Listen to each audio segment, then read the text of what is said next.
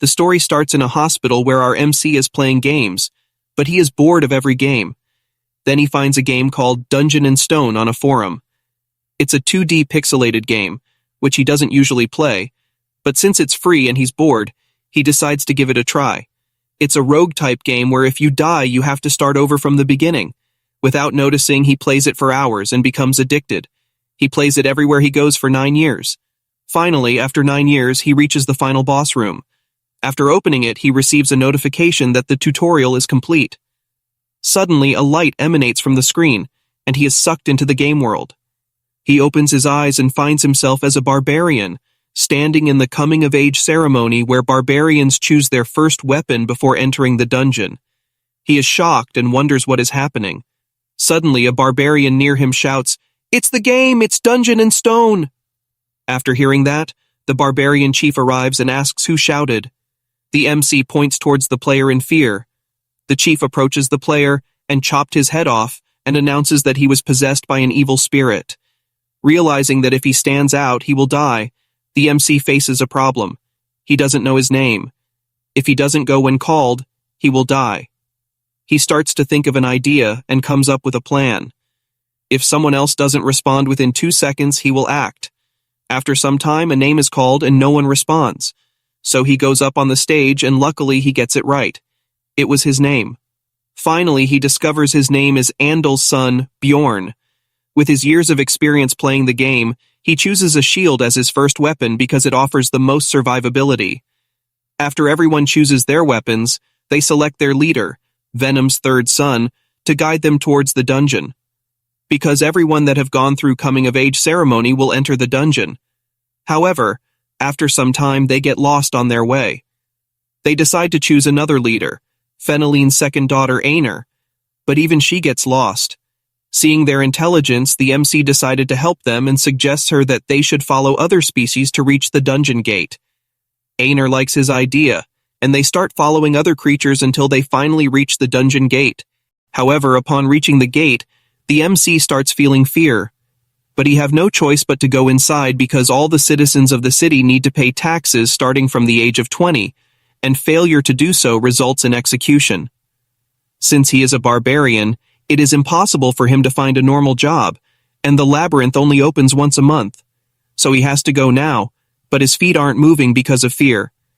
Then Aner gives him some encouragement, and also thanks him for helping earlier. After that, he gathers his composure and enters the labyrinth. However, instead of transported to the start area, he is transported to an area with complete darkness. Just as he took a few steps, a trap set by a cunning goblin snapped shut beneath his feet. Pain coursed through his body as he began to bleed profusely. The goblin, reveling in its victory, shadowed Bjorn's every move, eagerly awaiting his impending demise. Aware of the goblin's presence, Bjorn feigned weakness and collapsed to the ground, his breathing shallow. Seizing the opportunity, the goblin threw a rock at him, testing to see if he was truly dead. Confirming his suspicion, the goblin approached Bjorn. But Bjorn, despite his injuries, mustered his strength and launched a surprise attack. In a fierce struggle, he emerged victorious, and the goblin's body disappeared. Leaving behind a 9th grade magic stone, a highly coveted and valuable item in this world. Yet, its worth was equaled that of a mere piece of bread. Despite his victory, Bjorn's wounds continued to bleed profusely, posing a grave threat to his survival. Desperate for aid, he forced himself to keep moving, dragging his injured body across the unforgiving ground.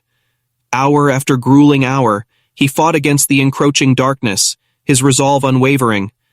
The brink of death loomed near, but he refused to succumb. Finally, a glimmer of light pierced the darkness, signifying an exit from the treacherous depths. To his astonishment, a party of seasoned adventurers emerged before him. Seeing his dire condition, they stopped, their captain demanding the assistance of their healer. However, much to their dismay, the healer refused, unwilling to use her limited holy power on a stranger. Undeterred, the captain turned to another party member, asking him to give a healing potion. Reluctant due to its cost, the party member initially refused, but the captain, demonstrating his leadership, promised to repay the debt in due time. Relenting, the party member handed over the potion, and with careful precision, poured it onto Bjorn's injured leg. Unbeknownst to many, potions in this world inflicted a searing pain when used, making them impractical for use in the midst of battle. The healing process was arduous, but Bjorn endured the agony, his wounds slowly closing under the potion's influence. Grateful for their aid, the captain inquired how he had arrived before him. He wondered if there was a hidden shortcut he had missed. Bjorn, tell them what happened, after listening his explanation. The captain explained that such occurrences were exceptionally rare, happening only once or twice every 100 years. Bjorn couldn't help but reflect on his ill-fated luck. With their paths diverging, the party bid him farewell, and Bjorn resumed his exploration of the illuminated area. With a renewed sense of purpose, Bjorn ventured forth, his eyes scanning the surroundings for any signs of danger or opportunity. He knew that the light before him marked the beginning of a new chapter, brimming with challenges and untold treasures. Armed with his resilience, honed skills, Bjorn prepared to face whatever awaited him in this enigmatic realm. Little did he know that his journey had only just begun, and the trials ahead would test him in ways he could never have imagined. After his near-death experience, he kept running into goblins. They keep coming. At first he was nervous, but after some time, goblins are no threat to him, and traps are randomly placed in the open. The only problems were food and water, because the food he got from the deputy chief was lost when he was crawling on the ground. Only 2 days' worth is left, and the chief did not give any water, so he has to find it in the labyrinth. So he starts searching, and after some time, he finds the water, but there was already someone else there, but he left himself. After that, he drinks water and started counting the magic stones he collected, and there were 44 stones, and now he started to feel tired and started to feel sleepy. There are 2 ways to sleep in the labyrinth. First, live your life in the god's hands and sleep, or second, find allies to protect each other. He tried the second option, but everyone got scared because of his looks and all the blood all over his body. Then suddenly, the man from before comes and asked him if he is looking for an overnight companion. After hearing that, MC got angry. Then he explained that he thought that they could take some sleep while protecting each other. Then MC understands that it was called an overnight companion, and he thought he was saying After that, he agrees, and they play rock, paper, scissors to determine who will sleep first, and MC lost.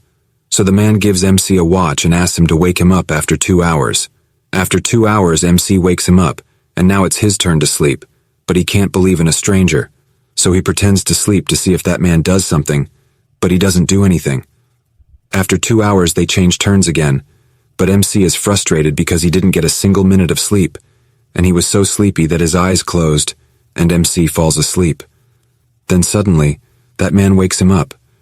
MC apologizes to him and offers him more time to sleep, but that man refuses. So MC takes his turn and starts sleeping. After some time, that man comes and attacks him with his hammer, but MC blocks it and says he knew that there is no one that kind in this world who forgives and does not take the offer to sleep. They fight, and MC defeats him, asking him why he didn't attack the first time he slept. That man answers that because he also needs sleep. Then MC asks why he attacked him, and the man answers that it's because of his stone, but MC doesn't believe him and attacks him again, asking once more. That man explains that it's because of his heart, and tells him that a barbarian's heart is used for new magical research and sold for a good price. After saying all of that, he starts begging to be let go. Everyone in this world thinks barbarians are stupid and naive. Most of it is true, but our MC is a human inside a barbarian. So he kills him and takes his items. He have many items, like potions. MC starts to think that after only a few hours since he came to this world, he killed someone, and only after killing a man, he is now living like a man. After that, he started to hunt again, and goblins started to come in pairs because it's the second day. But it's not a big problem for our MC. He hunts for 14 hours, but now he started to feel very tired and needs sleep. Because of the previous incident, this time he chose the first option and tried to sleep alone, hoping goblins won't come, but goblins keep coming. After some time he just closed his eyes, but a goblin attacked him and just missed MC's neck because of height.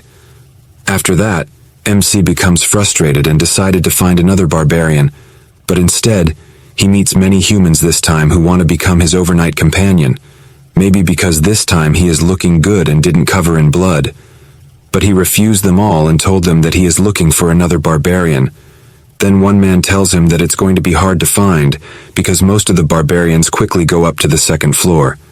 Then MC realizes that it would be embarrassing for someone of their build to struggle on the first floor.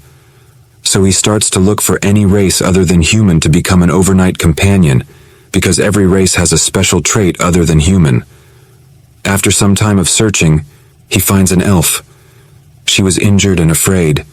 Then MC goes there, and she instantly starts to beg him to let her live.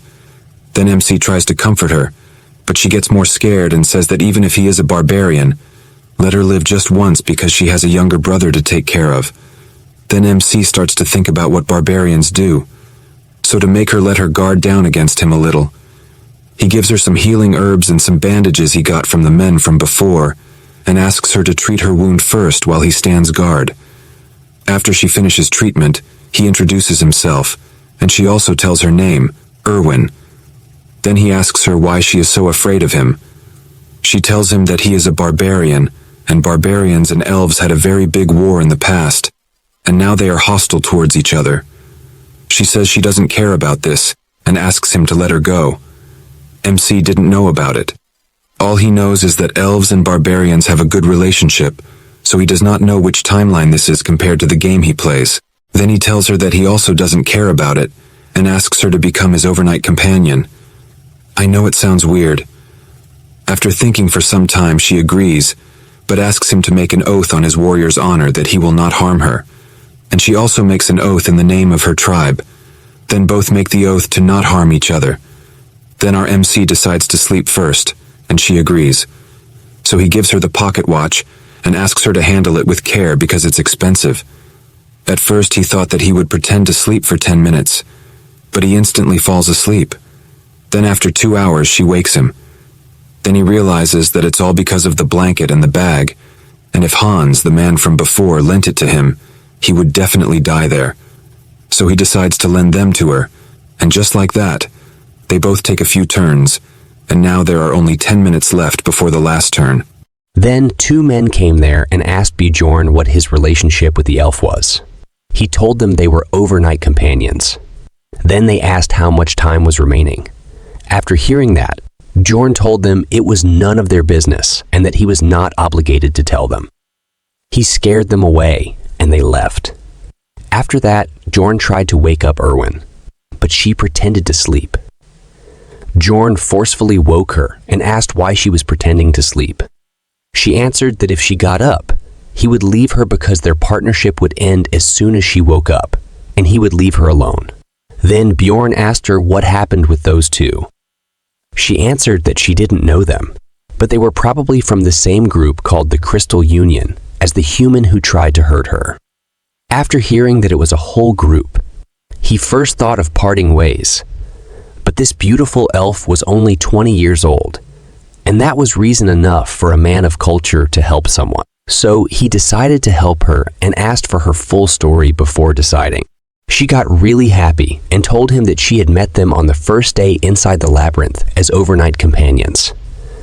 And when she was sleeping, she felt a gaze behind her. Only later did she find out that he was a manager of a clan doing business on the first floor, and somehow she managed to escape. Since then, they had been chasing her. Then Bjorn asked how they were able to chase her in the labyrinth. She told him that they were probably using message stones, which allow communication when synchronized prior to usage. Their range is up to about 300 meters. It was a device that didn't exist in the game, so he was a little shocked. Then Bjorn asked her why the members of the Union continued to chase her, when it didn't seem like she had done anything wrong. She told him that while escaping, she swung her knife around and accidentally cracked one of the assailant's ears. Bjorn felt bad for that man, and she was laughing while telling him all this. Suddenly, she felt someone following them from behind, about 150 meters away. It was an ability of elves they are born with, so they decided to increase their speed, but the distance between them didn't increase. Bjorn started to think about the risks he was taking and the benefits. Well, I think we all know the benefits of helping beautiful elf. So he asked her what she was good at. She gave a great answer fitting for the situation. She said that she was good at laundry and cleaning but bad at cooking. I just want to ask what is going on in her head at a moment like this. Everyone, what do you think? But just don't go overboard with it. Then he asked what she was good at during battle, that she was good at archery, and could also use spirit magic, specifically flame element. Flame element is actually the rarest element in this world. Then he asked her if she had killed anyone before. She answered that she hadn't, but she could do it. Then Bjorn asked seriously if she would like to become his comrade until they got out of the labyrinth. He would take 90s, and she would get 10. He didn't even finish his speech, but she instantly agreed without any hesitation. So Bjorn decided to get rid of the pursuer because the distance between them was getting shorter and shorter. He decided to enter a dark area where they waited for the pursuer. After he arrived and started searching for them. Bjorn ordered her to shoot the arrow. She was a little nervous, but she shot the arrow and got a headshot. MC sure was smart. He didn't kill the man himself. Erwin was in a little shock, so he gave her some encouragement and started looting the men. There, he found the message stone Erwin had been talking about. After that, Bjorn checked the loot he got from the man he just killed. He had a pouch of magic crystals, 2 daggers, 1 potion bottle from his waist belt, and the clothes he was wearing, a leather top and bottom. Bjorn sure was a scavenger, and I like this kind of Bjorn story. Then MC asked Erwin about how to use the message stone, and she told him that there was a button on the side. After Bjorn pressed it, a voice came from it, and there was someone giving everyone instructions and asking them to catch the elf and the barbarian with full instructions. He also placed a 10,000 gold bounty on their heads and asked everyone to gather at the Goblin district, which was where Bjorn and Erwin were currently. After hearing that, Erwin got scared, but MC asked her not to be scared, and they moved up to the 2nd floor. After hearing that, she asked if they were really going to the 2nd floor by themselves, as there was a huge difference between the 1st and 2nd floors. Bjorn said he knew it and told her that they would just stay near the entrance, and they were also a good match. She got flustered after hearing that, but she still hesitated to go to the 2nd floor. Then, suddenly, a voice came from the message stone, saying that whoever found the elf first could enjoy her first on top of the 10,000 gold. Then another man's voice came, saying that if she was too resistant, could he cut off one of her arms and legs. Then that man asked if they should just leave the important part, and he asked if they all knew what he meant, right? After hearing all of that, she immediately agreed to go up to the 2nd floor. This makes Bjorn's work easy and saves his time. He always likes to help people in need when it is beneficial to him, of course. When a chance like this comes, of course, he will take it. After that, Erwin asks Mick about the path to the 2nd floor. Bjorn said that he doesn't know the specific path, but the dungeon is designed in such a way that if you keep following the darkness, you will reach a portal, since the darkness represents a path that leads you to the upper floors. Suddenly, Erwin stops Bjorn because there was a trap. After seeing the trap, Bjorn remembers the dark past and that he just walked a few steps before stepping on one, but they only appeared now after so late. Then he realizes how unlucky he was. Then Erwin asks Bjorn to let her handle it and he should rest. Then Bjorn told her not to use spirit to save strength. With her clumsy look, you can understand what she is going to do. After that, she goes near the trap and suddenly 2 goblins attack her, but she was ready and counter. Attacks them and kills the first goblin. Then the second goblin.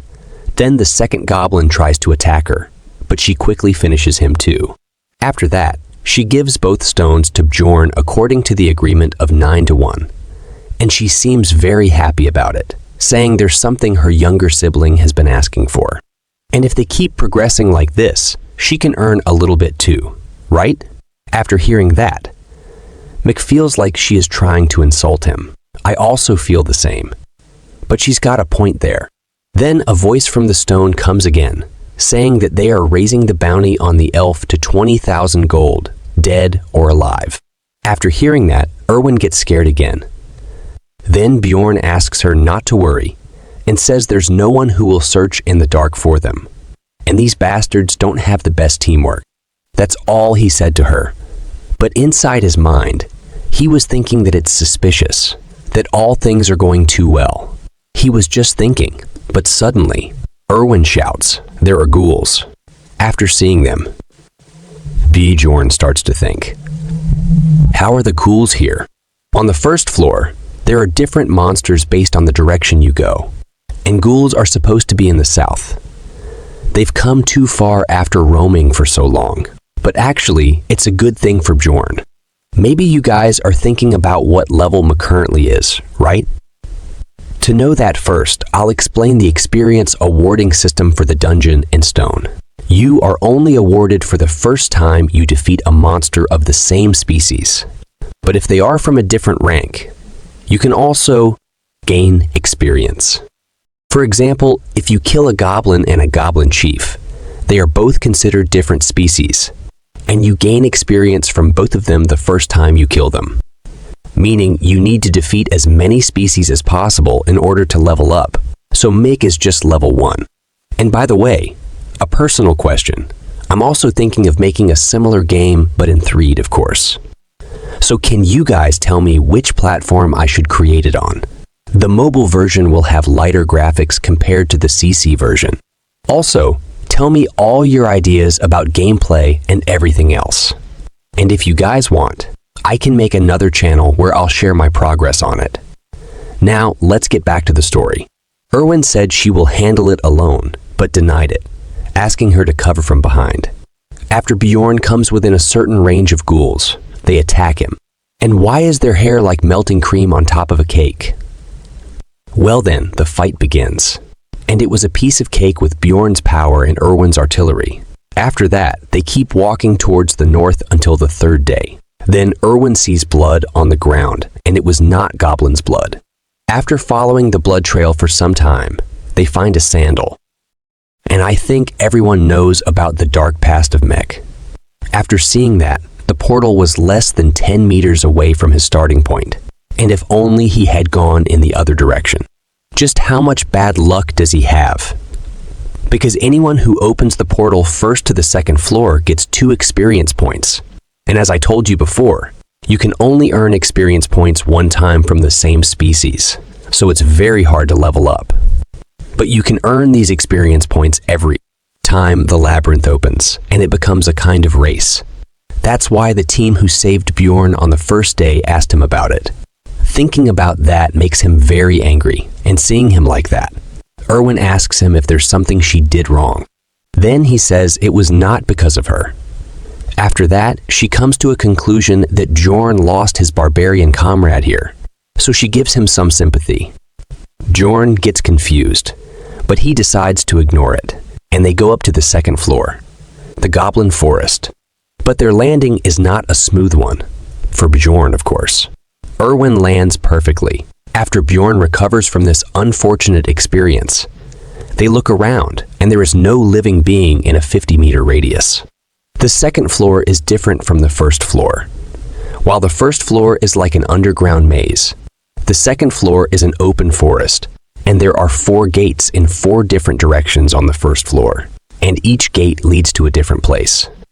But you can go to the 3rd floor from any of them. Just tell me, what's with the ghouls?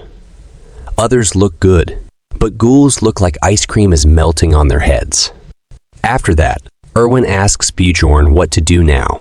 He tells her that once the time is up, which is 168 hours for the 1st floor and 240 hours for the 2nd floor, the labyrinth spits the explorers back out into the city. So they will stay on the 2nd floor before the 168 hours are up, and then they go back to the 1st floor. But they can't just stay here by the portal all day, so they start to explore the nearby area a bit. Soon after some time, Erwin finds a trap, but Bjorn didn't see it. Then Erwin throws a rock at it to deactivate it, and then she asks for praise from Bjorn. But Bjorn just says that she is good at throwing rocks, and it was always her duty to find the traps.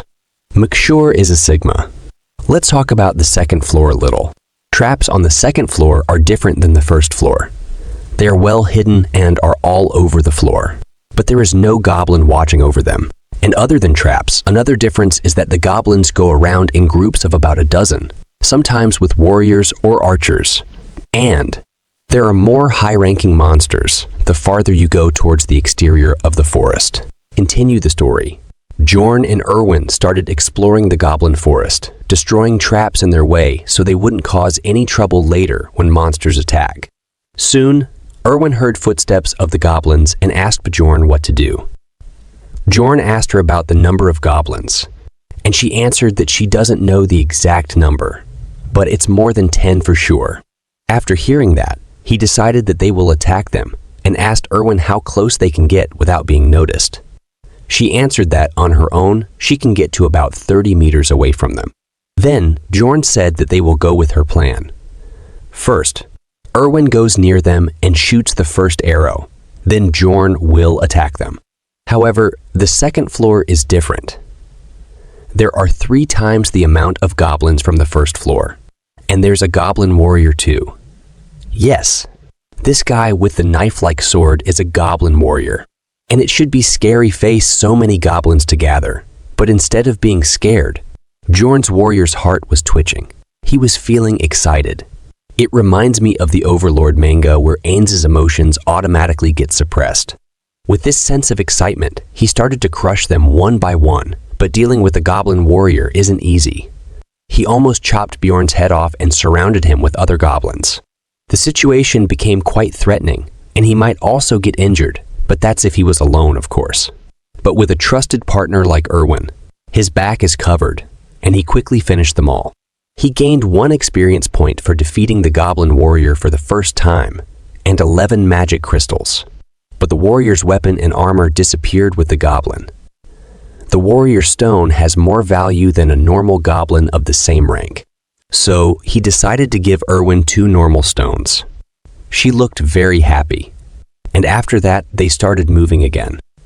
Once they went farther out than a 3-kilometer radius, they began to come across goblin groups every 5 minutes. This time, there's an archer among the goblins, and as soon as he saw them, he disappeared using stealth magic.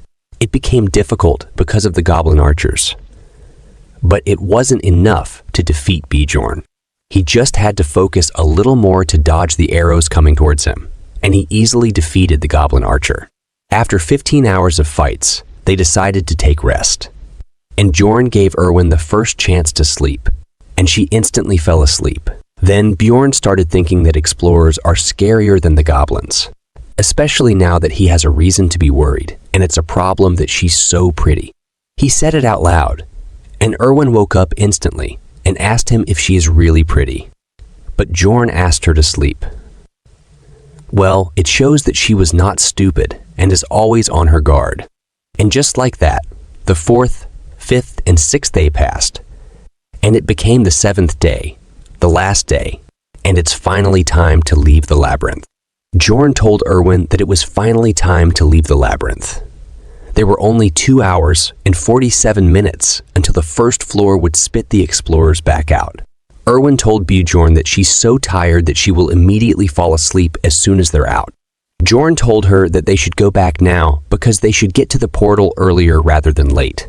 Of course, things would get a bit tricky now, because the goblin groups had respawned and put down new traps all over the place. Erwin also sensed a goblin group 70 meters away from them with 8 regular goblins, 2 archers, and 2 warriors.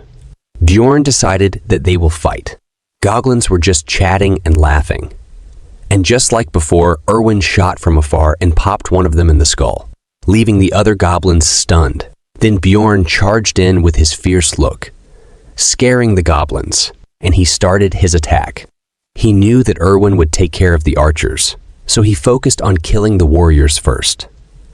Bjorn had become a master at fighting goblins, swinging his hammer around and hitting them all to their death in each shot. Erwin also got used to it. She knew exactly when and who to shoot, and because of that, the time it took to kill all the goblins had shortened. He praised her and told her that she did a good job, and she loved having Bjorn's approval. But he told her to tell him when she kills the archers so that he doesn't have to worry about getting shot while fighting. She apologizes and tells him she wasn't sure if the last one was hit or not. He is a bit confused, but agrees that unconfirmed information would be more dangerous. While Erwin just smiled and waited for a response, he was thinking about how much he's grown. He's actually kind of proud, but I doesn't know who he is proud of. To me, it looks more like self-appreciation. Suddenly, Erwin calls Bjorn's attention to something cool near a dead goblin.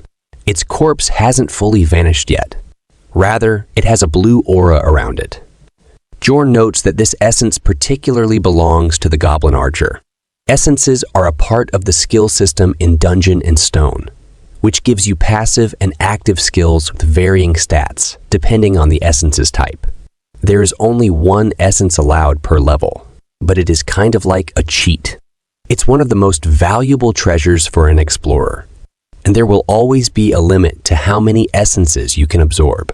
He remembers his early days of playing the game and recalls how each goblin has a different ability attached to their essence, and your fate will depend on which essences you take. It has a near 0% drop rate, and he never expected to see it here. He was speechless as they stood near it. It feels too good to be true, and he senses something bad might happen. Then our weird but cute Erwin asks him if she would become a goblin if she ate it.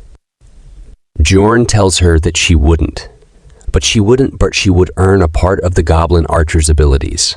He tells her how the guy who was chasing them on the first floor had taken a razor mane wolf's essence, which gave him the ability to track their smell.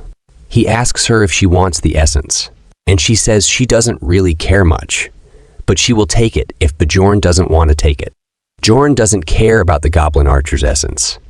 He's a barbarian, and he already knows what essence he wants, and this essence would be useless to him. So he tells Erwin that she can have it, but she must promise him something. This is something he was originally going to tell her once they got to the first floor. But right as he was about to speak, they were interrupted by a man calling out to them. It's a group of explorers. He tells our protagonist not to move a muscle. Erwin asks him what he means and mentions that they were just hunting, but Bjorn knew the true purpose of these people arriving. He puts his hands on Erwin's shoulders and says she doesn't need to answer them. Erwin looks confused for a moment. Right then, Bjorn throws her into the goblin archer's essence, and she lands directly on top of the essence, and a bright light emerges from the essence, covering her. The man, who looks like he's from Naruto anime, starts screaming out of rage because Erwin ate the essence and is now fusing with it. He claims that the essence belonged to them. Erwin stands up and leans her back against Bjorn, thanking him for the essence. Bjorn knew that he would eventually run into people like these. People who wait until they see an opportunity to grab something from unsuspecting explorers. However, they couldn't do anything about it now that Erwin had absorbed it, and it was gone forever. Bjorn took a step forward and told them to come at them if they wanted a fight. He was confident, showing no fear as he looked towards them. He knew they were at a numerical disadvantage, so they needed to show confidence and boldness. That group started getting nervous, looking at the oversized barbarian with his hammer in his hand. He sure was intimidating. He told them he was ready for a fight if they wanted one, but if they were scared, they could back off. It looks like we are going to see some real fight very soon.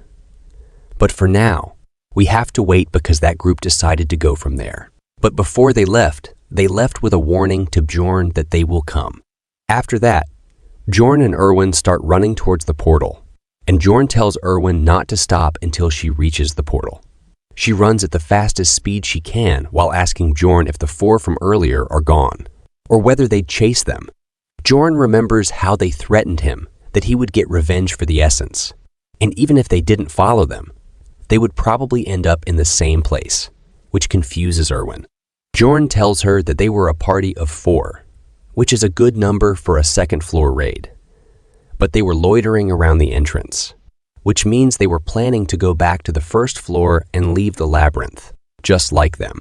They were doing the same thing as them, and Erwin appreciates Bjorn's ability to think critically. Well, for others, he is a barbarian after all. As they run, Erwin senses a group of goblins 50 meters away from their location, and Bjorn says that they will avoid them. However, Erwin tells Bjorn that they can't run because the goblins are coming towards them. Bjorn is shocked to hear this, because the goblins hadn't found them once during the past few days. So how did they find them now? He wondered if this was a coincidence. So they decided to go in the opposite direction. As Bjorn made a quick turn, Erwin was agreeing with him, but suddenly an arrow comes flying towards her. Bjorn grabbed her by the shirt and pulled her backward, but the arrow wasn't from a goblin archer. She says she was going to dodge it herself, and Bjorn says that it's the guys from earlier who shot at them. He tells Erwin that they lured the goblins to their location, and they're waiting on the opposite side. They were planning to tire them out with goblins, and now they had no choice but to fight. He told Erwin to use her powers. She is confused as to what powers he means, and he tells her to use the essence's power that she had acquired by eating the goblin archer's essence. You see, every essence has its own special ability, and since Erwin had absorbed the goblin archer's essence, it would give her special powers. It would increase Erwin's stats in many ways, as you can see on the stat window. Alongside that, it adds a passive and active skill, which can be quite useful in situations like this. She had gotten a passive skill that made all her arrows poisonous, while also giving her an active skill that made her stealthy. Erwin tells him that she doesn't know how to use it, and he just looks at her and tells her that it's already working. Erwin begins to glow blue with the essence surging through her body. She can finally feel the powers of the goblin archer. Her active skill thief step was now in use. Bjorn looked at her and wondered whether the skills work just by willing them, or did they need to say something to trigger it. Meanwhile, Erwin is just enthralled by her new powers. He hands her his bag, telling her to keep it safe. He was going to handle the goblins on his own, and she can look for the guy with the crossbow. Erwin is worried for Bjorn because it would be too dangerous on his own. However, he doesn't care at the moment. He tells her that there is no time to think. He tells her to stay hidden, and when he gives the signal, she must kill the guy with the crossbow. There would only be one shot. After that, he runs into the forest towards the goblins without even telling her what the signal would be. After some time, he stops, because goblins were surrounding him from the left while rushing into the goblins headfirst. Bjorn notices how those guys haven't shown themselves since they shot at them with a crossbow. Early on, he assumed that they would show themselves once he killed all of the goblins, and he began the killing spree. Blood splatters were everywhere as Bjorn was killing the group of goblins. There were a dozen of them. 2 of the goblins were swordsmen or warriors, but there were no arrows flying towards him. There were probably no archers, or so he thought. But an arrow comes flying his way, so he blocked it with his shield, and he now knows there were archers too. Then he felt something pierce his back. It was a goblin with a dagger who stabbed him from behind. He threw the goblin off and bashed its head in with his shield. He was fighting the goblins to the best of his abilities. But he also remembered the crossbow guy was there too, and he didn't have Erwin to help him this time. The injuries were piling up as they were cutting Bjorn up. It was looking like the attack on Titans. But he didn't let up though, as he slammed his hammer onto the goblins and killed them all. They turned into smoke, and he realized that things were getting a bit too dangerous for him.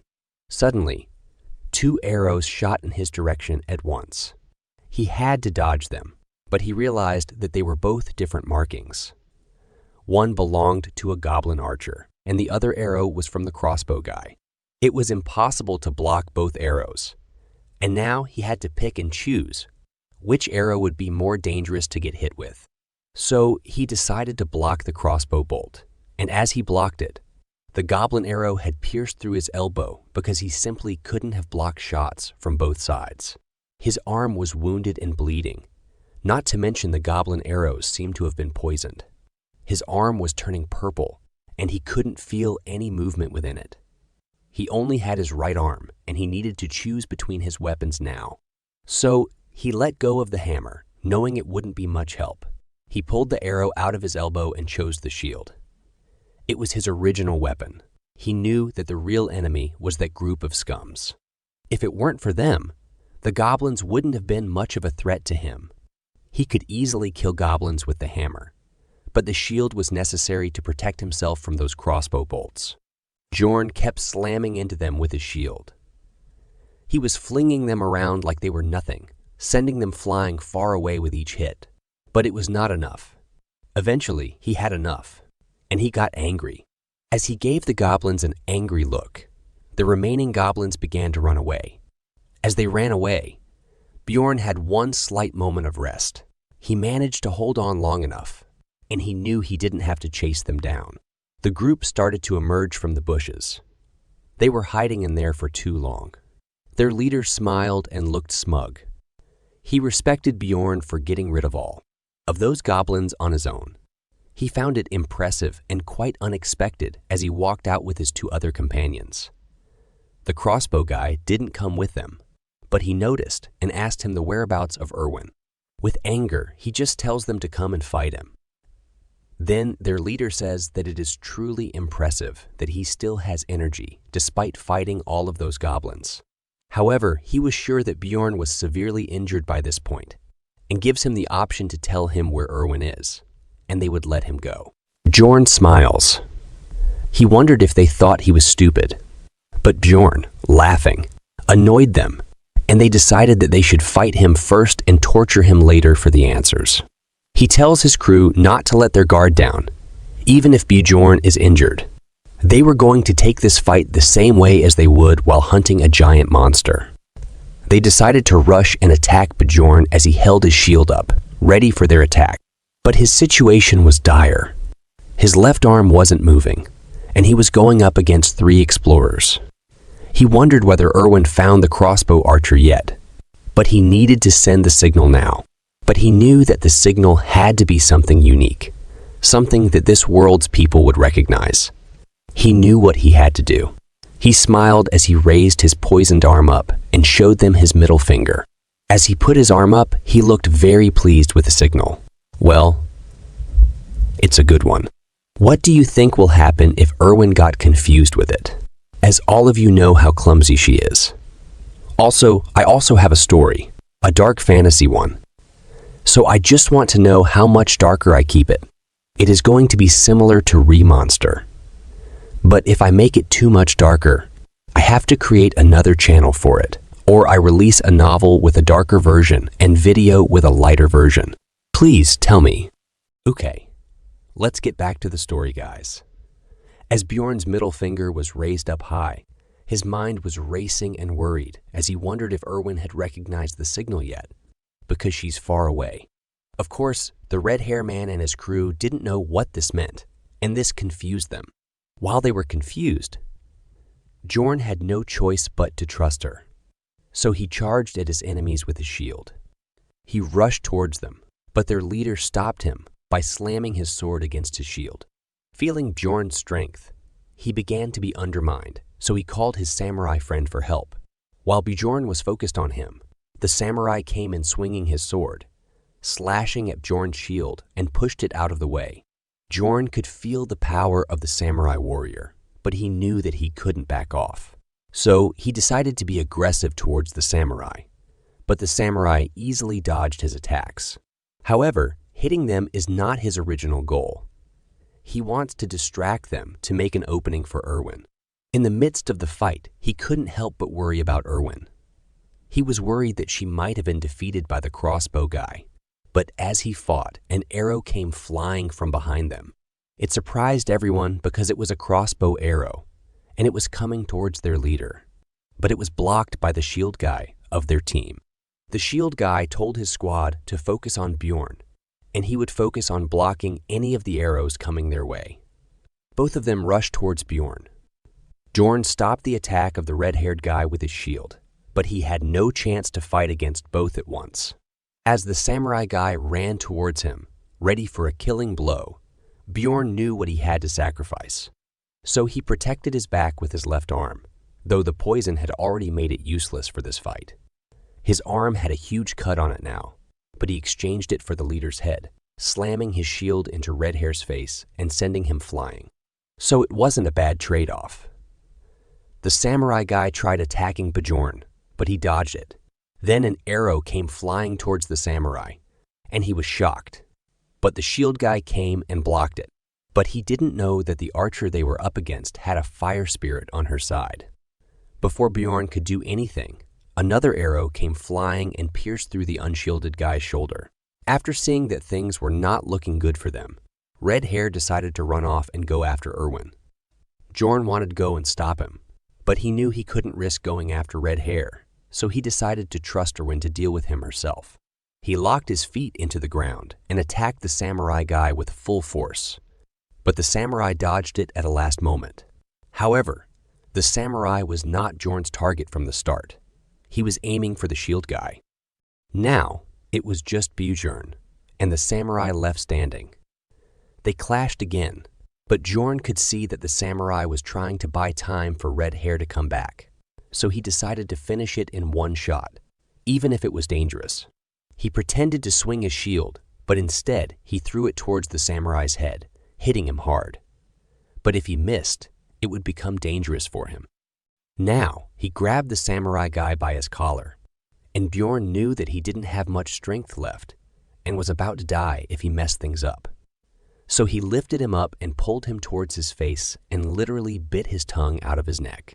The barbarian rage had taken over, and he was moving off of pure instinct for survival. Now, both of Bjorn's opponents' bodies were on the ground, and he was left standing alone. Erwin came running to him from behind, tears in her eyes because she was worried about Bjorn's safety. She also killed both of her opponents, and now they had both survived the game of survival one more time. This time, it got a bit too close for comfort though. As Erwin saw how wounded Bjorn was, she handed him a potion, telling him to drink it immediately. Bjorn was confused because he didn't know that people can drink it. She told him it's better to drink it than to pour it on your wounds, and since he was poisoned, it would clean up his insides too. Bjorn chugged the vial of healing potion and dropped it on the ground as he sat there healing. He could feel his insides boiling, his entire body burning in pain, and his veins were itchy and hot. That's the reason why people pour it on the wound instead of drinking it, even if it has more benefits. While Bjorn was healing, Erwin was next to him, encouraging him. Then he asked her how much time was left. Erwin checked their watch and told him that it was 11:20, which meant that they had 40 minutes until the first floor closed. They did not have any time to rest despite the fight. Then Bjorn asked her to strip, and she had a regular reaction for her standard akos. She was thinking that he was doing it so suddenly, so he must have a reason for it, and she started taking her top off. Or I was just thinking too much. She is the same Erwin we know.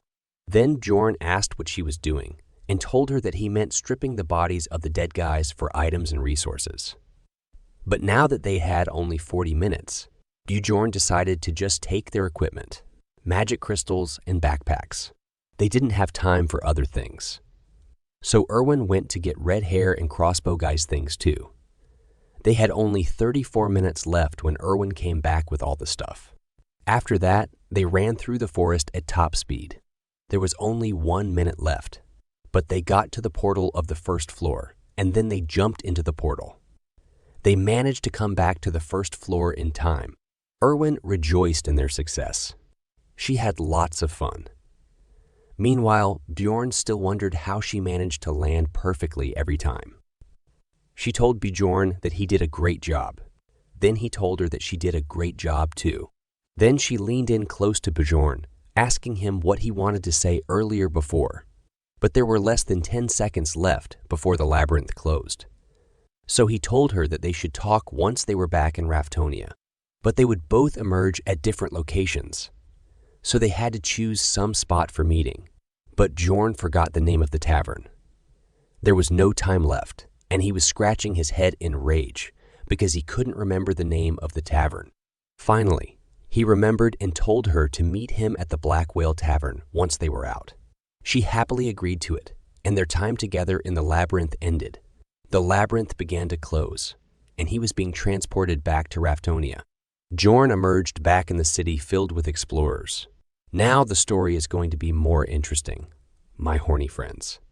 But for now, he was back in Raftonia amidst the hustle and bustle of people. It's a place filled with a tremendous amount of people because all the explorers are gathered in one place. But for now, he began to reset his clock because time in the labyrinth flows differently than in the city. No matter how many days you spent in the labyrinth, once you come back to the city, it's always noon on the next day. And you have to reset your clock so that it points to noon. I was curious about one thing. If no matter how many days you spent in the dungeon, you come out the next day and the higher the floor, the more days it takes to close, does it mean you age faster compared to the person outside? Or does the age of the person inside the dungeon not increase? Think the second option is more reasonable. What do you guys think? Let me know in the comment section. Let's get back to the story. In the crowd, he saw a tall barbarian calling out to him, and he wondered what this guy's name was. As the two men shook hands, Dorn remembered his name as Vanon's second son, Karak, but he was actually the third son. Well, Dorn always does that. Then another one came, and he was glad to see both safe. This guy's name was Serum, and the name reminded me of something. What about? After that, within a moment, a crowd of barbarians gathered around, surrounding Vanon's second son, Karak, talking about their experience in the labyrinth. He sure was a popular guy, but Jorn didn't seem to be happy about it. They were having a whole reunion, but I didn't see Aner anywhere. Maybe we'll see her in the future. For now, one of the barbarians challenged Karak to a duel, and Karak accepted it, which was a celebratory barbarian thing. So they all decided to head out to the bravery checkpoint, where they could get their magic crystals counted, as well as talk some more and share their experiences as they walked away. They asked Bjorn if he was coming with them. It didn't really seem like he wanted to, but he obliged anyways, because what else could he do? At the register table, a lady was counting all of the magic crystals. Some had 20,000, some had 30,000, and at the end, Vanon's third son, Karak, stood above them all with 40,000 magic crystals. Everybody was cheering for him, calling him the warrior of warriors. Then Bjorn walked up to the register and dropped a bunch of bags on the counter.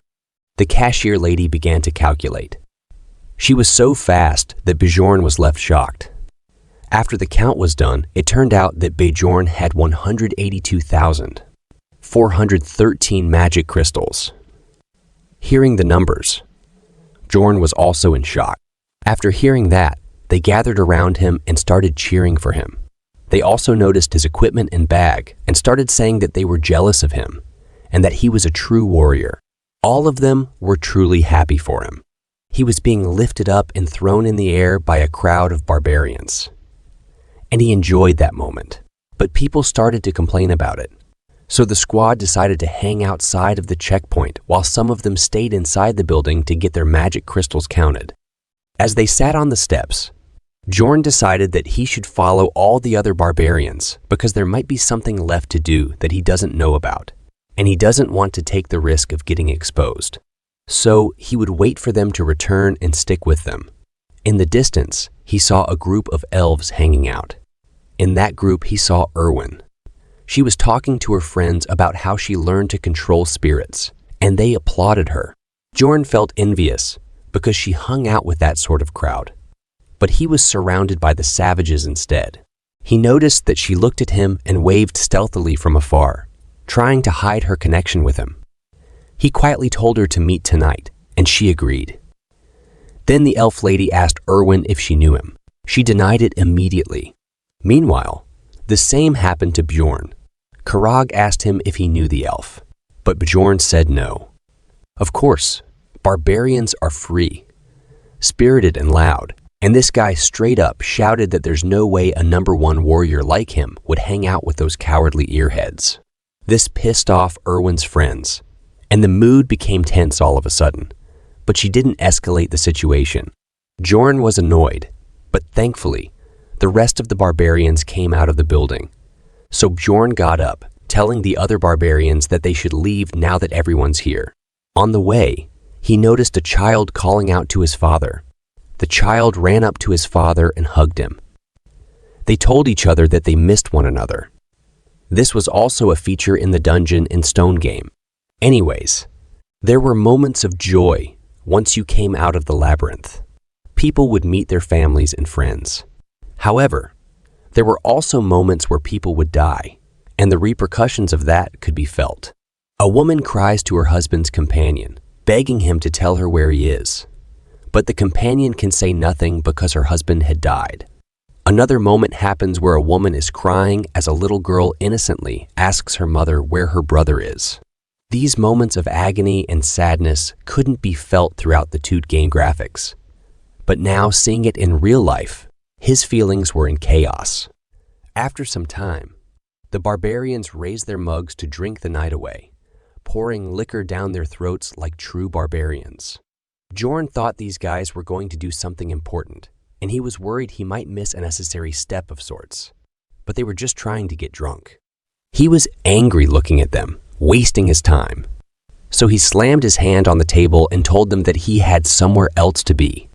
Karak was shocked upon hearing this. The whole crowd became angry when they heard this. It looked as if they would kill him because he is the protagonist of the night and he is leaving. But they let him go happily while still calling him the best warrior. As he walked through the streets of Raftonia, he could hear the laughter and joy in people's voices. This place was peaceful, and he felt comfortable walking around. He thought that there were no monsters or humans that would harm him. As he looked around at stores, he felt the relaxation of being in a place that had rules and laws. In this place, even if he fell down on the ground, nothing would happen to him. Unlike the labyrinth, someone might even help him. Then he walked into a hotel to properly take a rest, then started thinking that this other world might be more barbaric than the 21st century Earth, but it was still peaceful. Then he got a room for himself so he could change and shower. All those near-death encounters in the labyrinth had made him realize that living in Raftonia might not be that bad. After he came out of the shower, feeling refreshed, and now all he wanted was a comfortable bed to sleep. But thoughts of his home were rushing through his mind. He still wanted to go home, even if there is no one to greet him at home. As nighttime approached, Bjorn woke at 9 at night, feeling fully refreshed and relaxed. He remembered that he came out of the labyrinth at noon, so he must have slept around 4 to 5 hours. It was now time to go meet Erwin at the Black Whale Tavern, but an old man told him that the Black Whale Tavern was sold off 10 years ago. Bjorn was shocked to hear this. Then the old man got more into detail. Apparently, the son of the original owner got into gambling addiction, ending up costing him the tavern, so the name and the owner both changed. Bjorn kind of expected it, but the game's version of Raftonia must have been years behind this one. Then he asked the old man the new name for the tavern. The old man told him the new name. The tavern was now called Python Path, and Bjorn had arrived at the place ready to meet Erwin. After seeing it, he wondered that the Black Whale Tavern used to look much different from this place in the game. He was glad that at least he can read this world's language, so he had to go to the library to fill his missing knowledge of this world. Then he entered, and this place was filled with people going wild. He immediately started looking around for Erwin, but she found him before he could. She called him over by waving her hand and saying his name. However, he noticed the elf lady from earlier was also there. The short-haired woman stared at him angrily, saying that he is the barbarian from earlier. He introduced himself as Jandal's son, Bjorn, and asked her who she was. She said she's the older sister of Erwin. Then Bjorn said that her name couldn't be older sister, so she just told him to call her Teresa. Then he remembered that Erwin's last name was Teresa, so this lady was trying to keep her real name hidden. He asked her reason why she was there. Then she stood up and slammed her hand on the table. She asked Bjorn why he called Erwin to such an inappropriate tavern like this last night, and then stood her up, making her stay the night out. And now he is asking what her purpose here is. She insults him, calling him a thick-skinned barbarian. Then Bjorn asks her what she means by it. Then she replied and said, "Are you trying to play dumb?" After hearing that, he got confused and asked Erwin how much time it has been since they got out from the labyrinth. She answers him that it had been 30 hours. Bjorn was feeling like an idiot right now. First, he thought it had been 4 to 5 hours. But nope, it had been a whole 30 hours. He realized the reason why he felt so refreshed after waking up. It was because he slept over a day. Seeing Erwin, he was feeling sorry, so he apologized and told them that he overslept. After hearing that, both of them were shocked, especially Erwin's sister, to see a barbarian apologizing. After that, in shock and embarrassment, she asks Bjorn why he would call Erwin. Bjorn could have given many long reasons, but he said he had no obligation to answer her. She can ask Erwin if she wants and piss her off again. She says he is just a beginner, and then Bjorn replies that she should throw away that kind of attitude unless she intends on taking care of Erwin all her life. Then she calls him a savage and slams a huge bag of 350,000 magic stones on the table. After seeing it, he feels like he is in K-dramas. Bjorn just stared at the stones, and this made Erwin's sister wonder why he wasn't taking it. She knew that he had a different reason for asking Erwin to meet. Does she think Bjorn is Johnny Bro or something who accepts any types of payments? Bjorn looked at Erwin and asked her if she agrees with her, but she doesn't know what to say. At least for a moment. However, Bjorn tells her that the deal for giving her the essences was that she'd help until he got the amount he wanted. After hearing that, Erwin was a little disappointed. Then Bjorn told her that they would also split the rewards 50-50. Erwin was overjoyed at first, but suddenly she realized something and asked for Bjorn's forgiveness because she wouldn't be able to go labyrinth exploring with him anymore. This made Bjorn wonder and puzzled because he thought that they were a really good and pretty compatible duo. Then her sister explained that she comes and explores the labyrinth with her from now on. She said that they were just following tradition and letting her go alone since it was her first time. However, she never intended on letting Erwin explore the labyrinth on her own. Bjorn now realized that she already had someone to accompany her through the labyrinth, and he was jealous of people with personal connections. Then she pushed the bag further towards him and said that if he understood, he should just take this pouch. But Bjorn stopped her and said that it was a result of splitting the essences in half. She responded that this was indeed because it's the loot they got together. But according to Bjorn, the bag was still lacking 280,000 stones because the promised share was 9-1. She smirked and slammed another bag with the remaining 280,000 stones on the table. He realized that this woman just tried to con him, and he kind of gets why the barbarians hated elves now. He immediately told her to get out if she is done here, so that he and Erwin can get on with the remaining private matters they needed to talk about. Of course, she wasn't going to move, but Erwin poked her on the elbow and told her that while she appreciated her coming here with her, she should go now. She wanted to thank Bjorn and say her goodbyes. This was one of those weird moments when you realize your younger sibling isn't a child anymore. However, she retaliated, pointing her finger at Bjorn and asking him to swear that he won't sleep with Erwin. If he agrees to swear, she will leave immediately. Erwin was embarrassed and shocked that she would say that out loud. Meanwhile, Bjorn wondered if that meant that all the other options were still on. She told him to swear. It didn't mean anything to him, but he swore on his warrior's honor. But Erwin looked most disappointed. After that, she decided to leave, but she still had something else to say to Bjorn. She turned around, thanked him for saving Erwin and keeping her safe in the labyrinth. Erwin slammed her head on the table in embarrassment and was worried that she might have upset her sister. She had never spoken up for herself like this before, and if she was mad at her now. Bjorn told her that she didn't look angry because she was smiling and told her not to worry about it. Erwin remembered and apologized to him that they won't be able to be a team again because she had made up her mind to work with her sister a long time ago. He told her that she didn't need to apologize. Bjorn was a considerate and rational guy. Even he wouldn't have rejected the offer either if some high-level elf offered to carry him. Then Erwin pulled out another bag of 63,000 magic crystals. These were from the loot that they got from the redhead and the crossbow guy. and she had already taken her share, so this was all that was left for him. She also told him that she left the 2 backpacks that she took off at her place, and there were a bunch of things there. So she invited him to take a look for himself tomorrow. Jorn was surprised that she knows what he wanted to ask without him mentioning anything, but he was disappointed that he already had to give her up as his teammate. Then Erwin asked the last question, and she asked him how she should repay him. He was confused. Then she explained that she had told him that she would repay him for helping her. This is the reason why her sister made him swear that he wouldn't sleep with her. For a moment, Johnny Bro took him over. However, he just told her that he couldn't think of anything at the moment and then asked her if she wanted to eat anything. She told him that she wasn't hungry, so he decided that he would just order for himself because he was starving. This brought an idea to Erwin's mind. She said that she wanted alcohol.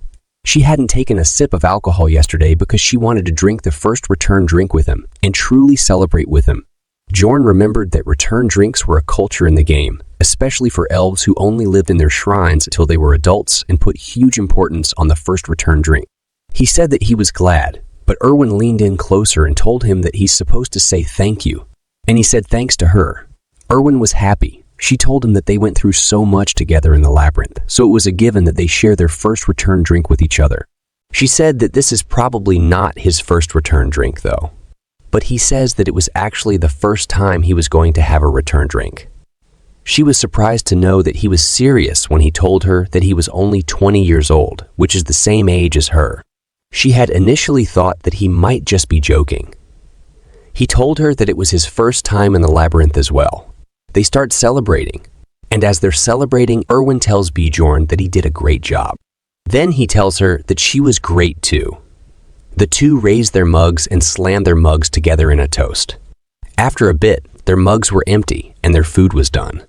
Erwin said that Bjorn was wearing a shirt today as she looked at him, and Bjorn only said in his mind that she was wearing a skirt today.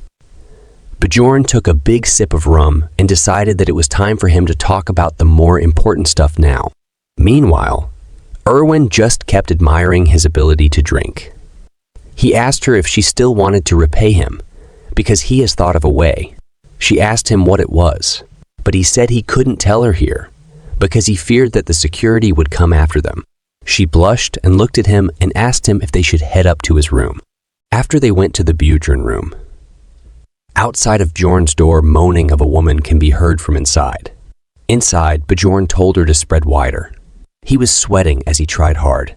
As she moaned and screamed louder and said to let it go, he was just scratching her shoulder to check her stats effects.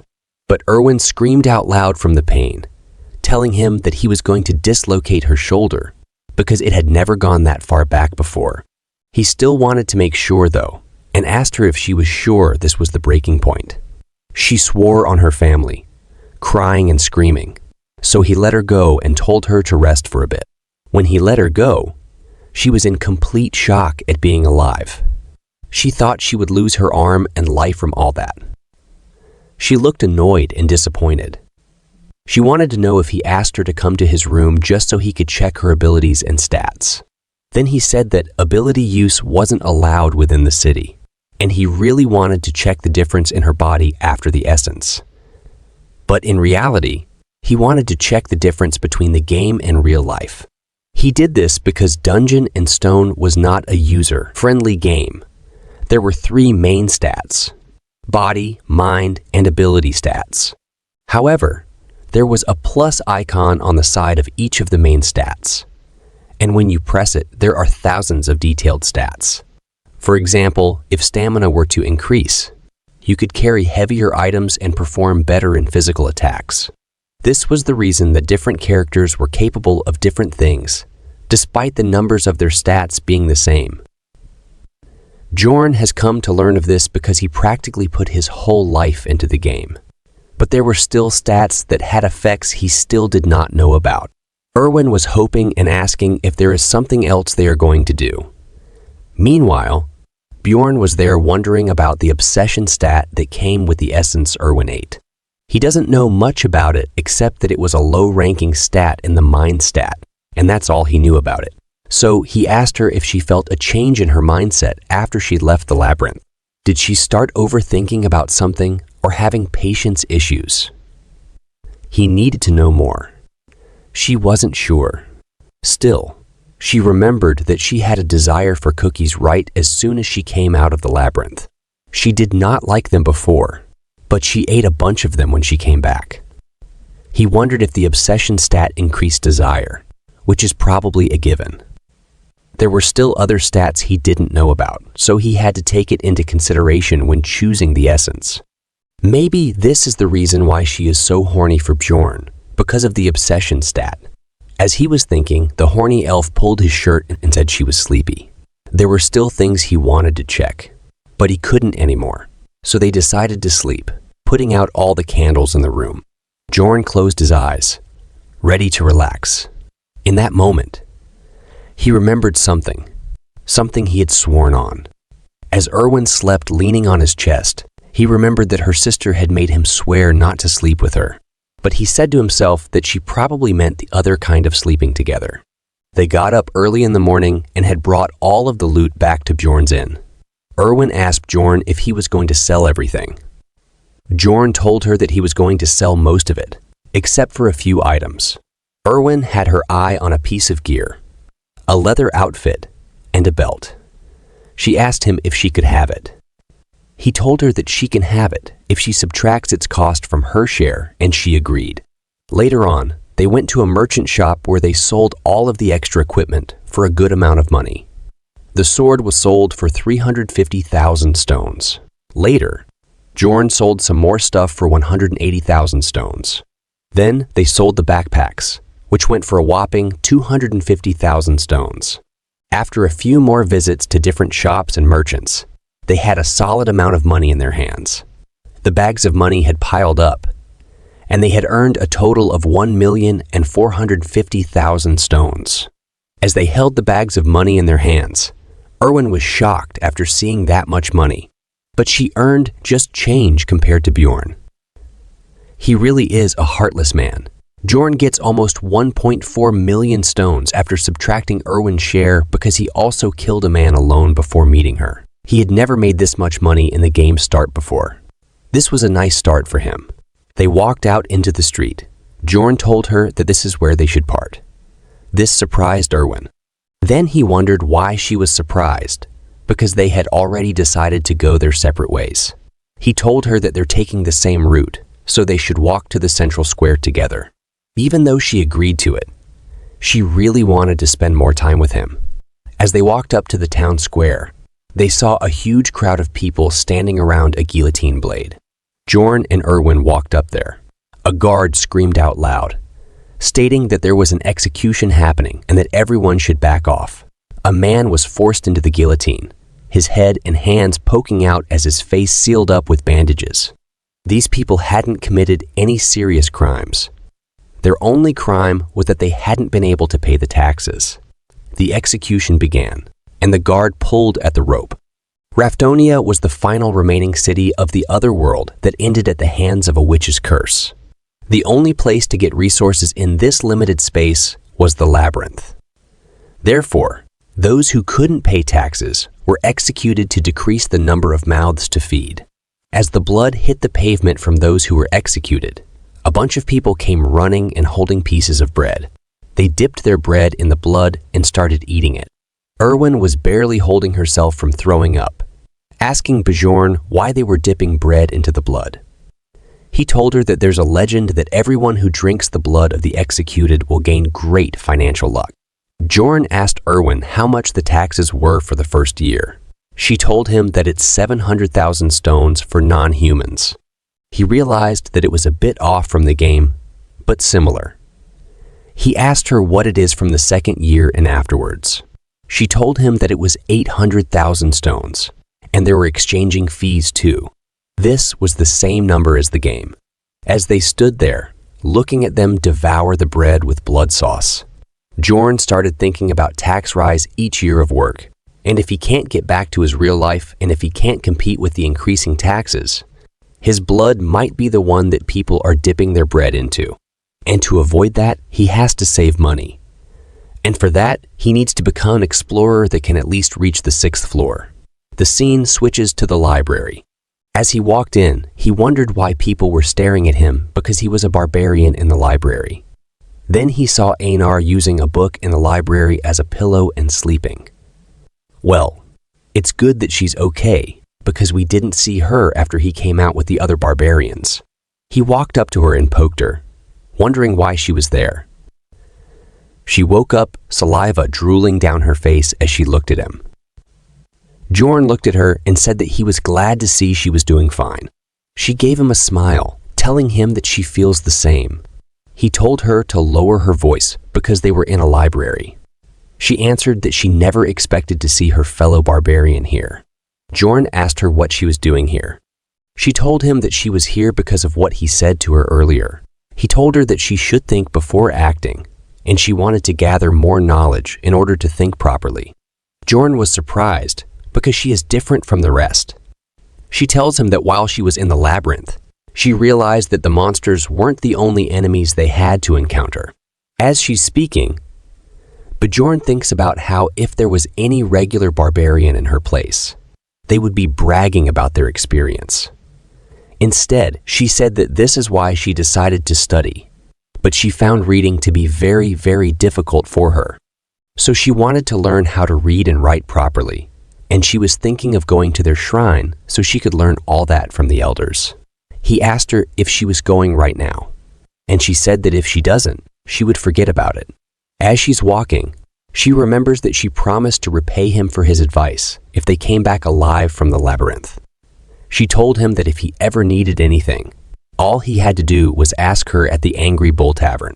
He looked at her and said that he would definitely come to her if he needed. He was simultaneously hoping that she doesn't forget about this promise in a couple of days, because he was probably going to need her help very soon. Anyways, he needed to find a book, and he didn't know how to do that in a place this big. His eyes went straight towards a girl sitting at the front desk, which is the librarian. He walked up to her as she slept on the job. He tried speaking to her, and the girl woke up while raising her head. She looked at him and asked him what he needed. He tells her that he's looking for a book, one that is related to history, but she interrupts him and casts some spells, conjuring up a weird ball of light that starts floating towards Bjorn. He's confused about what magic she cast. Then the ball of light shimmers its way into his chest. Bjorn is unsure of what changed because he doesn't feel any different. The librarian tells him that now he can find any book that he's looking for in the library. She also tells him that he's allowed to borrow any book, but he has to put it back where he takes it from. Bjorn tries to ask for details about the magic, but the librarian already becomes the Sleeping Beauty. After that, he walks around in the library. He quickly realizes how the magic works. It's quite simple. All he has to do is walk around, and the book he wants to read would shine.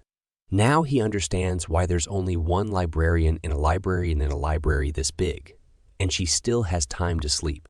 After that, he starts reading books.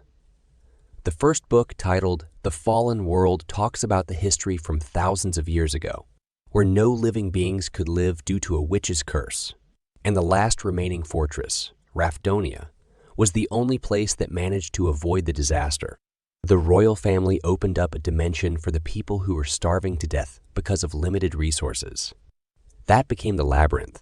This was similar to the game's prologue. He already knows it. Then the second book he read was Alchemy's Basics. It talks about how magic crystals from monsters can be made into bread, water, steel, and such. They are literally changing the atomic structure. Isn't it too much? Well, it was also too much for Bjorn to understand the theory, so he just memorized it for now. After that, the next book was Is Sacred War 3. It talks about how the barbarians and the elves come to hate each other. The fourth book he really wants to read about was The Evil Spirits of the Abyss. The evil spirits refer to those people who had come from different dimensions and had possessed other people's bodies. This was technically correct, but it doesn't describe why it happens. It's clear that the temples and the royal family had tried their hardest to get rid of this phenomenon. Well, what I think is that someone from the royal family is also one of the people from Earth, like Earth. And then he made it public to get rid of any competition. Well, it's just my theory. He learned one thing from it, And that is, as long as he didn't say any of the forbidden words, he would be pretty much okay. The fifth book, titled On the Death of the King, is about the first ever king, also called the Immortal King, Lavajan III. It talks about how he died over 150 years ago. Basically, he lived for thousands of years. Since he was the first king, and I think it's also related to evil spirits and my theory, the game's story started after his death. So that means Bjorn was 150 years after the game timeline. This is why his knowledge of the game world kept contradicting the reality in this world. Previously, I think I said it was a 10-year gap, but it was actually a 150-year gap. After that, he moved on to the book about the dimension's instability of observation records. While reading this book, Bjorn had a realization that this might be the book that the blondie who had saved him had read. This book mentions a theory that says entering a portal in the moment that it was closing could have something to do with that instability. Perhaps that is why that happened to him. That made him feel depressing because he had no one else to blame but himself for the torture he had to go through. It had gotten dark outside, so he decided to read the rest later. After that, he goes back to his room and thinks about how it had been 3 whole days since he had left the labyrinth. The labyrinth opens up on every first day of the month at exactly midnight. So he has 27 days left to prepare himself, and he has to find a new member for his party from tomorrow onwards. In early morning, Bjorn woken up by loud knocking noises on his room's door. It was Erwin who was knocking the door. He hurried to get out of bed, then he opened the door to see why she was standing outside. He asked her why she was banging on his door so early in the morning. He was just saying, but suddenly he felt an incredibly powerful gust of wind. It was Erwin's new contract. She was excited to show Bjorn that she had succeeded with the new Sprit contract. She told him that she had tried 10 times with the Spirit Stone that her sister gave her, and it worked out, and it's a wind spirit. It was perfect match with her fire spirit. He congratulates her, but in his mind, he was think about that how rich her sister and her family is, because Sprit Stone is an item that lets you sign a contract with a Sprit with 10% possibility. But they are pretty expansive, and she tried in times. And before she was saying she have a little brother to take care, acting like a poor, helpless lady. Well, whatever. After he saw it, he told her to get rid of it. She wanted to show him more, telling him that she hadn't shown him everything she can do. Then her to look what mess she made in his room. After seeing it, she started to apologize. She promised to clean up the whole mess right away. A little while later, Erwin sat on the bed looking tired after she was done cleaning up the whole room. Bjorn looked at the room and wondered how incredibly talented she was at cleaning, even though she had told him before that she was great at it. He congratulated her on having a contract with the spirit, and she was really happy as she thanked him. But he is a stud. He told her that she shouldn't have come to him just to show him this. He tells her that she should have spent her time much more wisely, because she would have to go back into the labyrinth in 26 days. While Erwin agreed with his logic, she had wanted him to be the first to know about her achievement. Bjorn wondered why she felt so attached to him and speculated that it might be due to an obsession trait she gained from a goblin archer essence. He wanted to maintain a business-like relationship, but also expressed his willingness to be there for her as a friend and fellow comrade. As the morning continued, Bjorn planned to use his time effectively. He went to a place called the Angry Bull, where many barbarians were staying. He was welcomed by cheers from the crowd, being recognized as the strongest warrior. Inside the inn, a barbarian warrior informed Bjorn that he could stay for a cheap price due to multiple barbarians sharing rooms. Bjorn revealed that he was there to see Feneline's third daughter. He was still forgetting the names. Then that barbarian corrected him, because Einar was Feneline's second daughter, and I think it is very important. Einar arrived to the scene, and that guy told her that Bjorn was looking for her. She walked up to Bjorn and asked him why he had come to see her. Bjorn told her that he had a favor to ask her, which is that he wanted to fight her. She asked him if this was for training purposes, And he said yes, he needed to get stronger because he knew he wouldn't be able to survive with his current fighting skills. Einar told him that it wasn't really a favor. If you wanted that, all he had to do was come out to the field where there were already dozens of sparring. She told him that as long as it wasn't in the morning, she was ready to fight whenever he wanted. He told her that they should begin right away. The crowd was ready to see some combat as Bjorn dashed towards her. He knew that he came to learn, but he wasn't intending to lose either.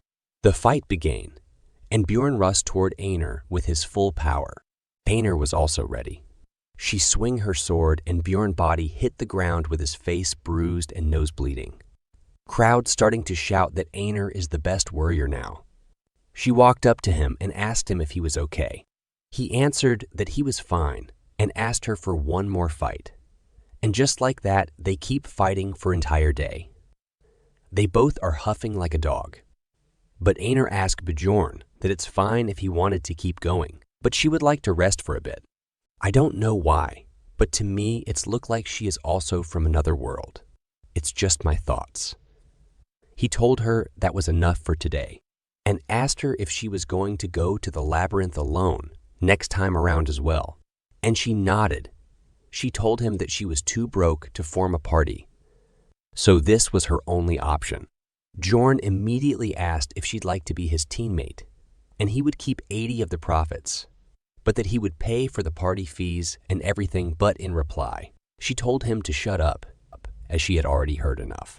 Bjorn stated to feel nervous. He was worried she wouldn't agree to be his teammate, so he brought up other ideas for her to stick around. But Einar just grabbed his hand and told him that she wouldn't understand even if he tried to explain it to her. However, she trusted him to join the party. He told her that he was looking forward to working with her. Next day, Bjorn headed to the barbarian shrine, a place of great importance to the barbarians. Here they saw the chief of the tribe. I like this old man's smile. He welcomed both Einar and Bjorn. Old man asked him if he had come to learn how to read and write like Einar had, but Bjorn denied it. He was not here for that. He was come here something more. That thing called the spirit seal, or more specifically, he wanted a spirit seal called the undead seal. In this world, every species have specific trait to them. Elves enter contracts with spirits in order to borrow their powers, and dwarves receive the blessing of armor, which increases the effects of all their items, and the beast people enter into contracts with ancient beasts called spirit beasts. As for the barbarians, they had the spirit seal.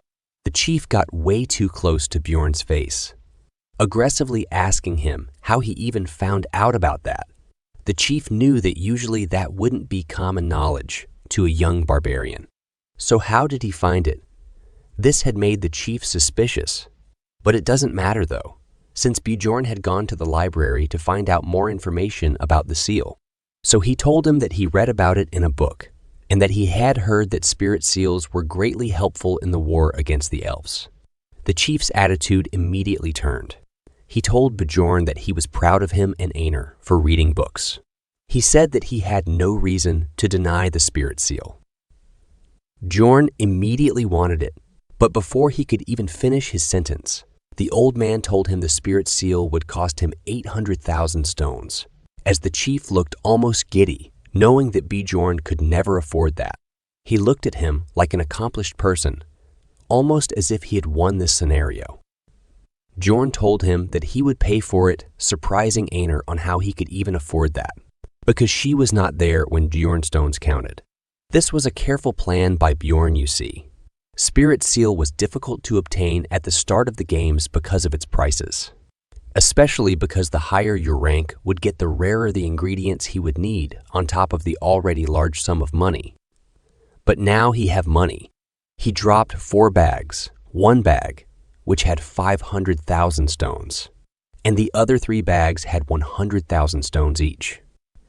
The chief was shocked this time, and he asked Bjorn about where Bjorn got that much money. But Bjorn had already thought of a reason to tell him. If the old man didn't ask, Bjorn would have been disappointed. So he began to tell him a story that he would love. About an injured elf that he found on the first floor. He told the chief that he used the elf as his slave, and used her to acquire as many stones as he could. Then he fed her a essence and got even more money from her sister as payment. Those elves were completely helpless against the might of Jorns. Well, it's actually true if you look at it from other perspective.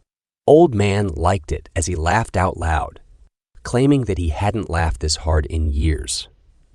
What's more, a whole group of barbarians came around to appreciate his act, and Jorn liked the attention. Nonetheless, the old man had a reward for him. He liked Bjorn's story so much that he gave him 2 coins, each one worth 100,000 stones. So he made 200 zero stones by just telling a story. Jorn raised his fist in celebration, letting the barbarians hear what they wanted. He loved the attention. He felt good inside when they gave him compliments. Let's learn a bit more about the spirit seals. You see, spirit seals are strengthening techniques. They make the body absorb the essence of magical ingredients and give the body a special power. The barbarians had a ritual of tattooing babies when they were newborn while their souls are clean, so that the soul pathways are still visible even as adults. This why all barbarians are tattooed, and here I am thinking that because they look cool with them. After that, as he sat in front of the shaman guiding him towards the path of the spirit seal, he received one last warning. The shaman told him explicitly that there was no way out of this once he received this spirit seal. He cannot receive another kind of spirit seal if he chooses this path. Bjorn had accepted it. This undead seal is the essence of a tanker barbarian. So the shaman began the process by raising his needle at Bjorn's back. He knew that this was the right choice. He had played the game too long to not know this. Red rays of light began to pour out, entering the tattoos on Bjorn's back. He was starting to feel it.